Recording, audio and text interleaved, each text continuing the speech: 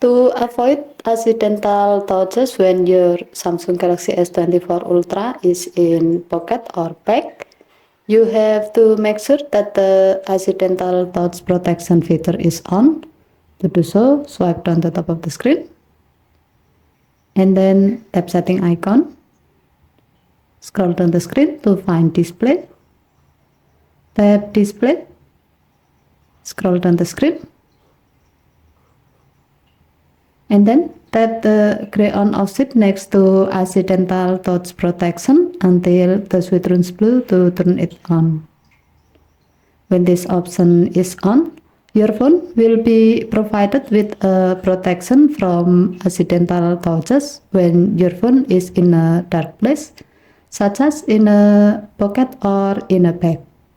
Okay, thank you for watching. Have a nice day.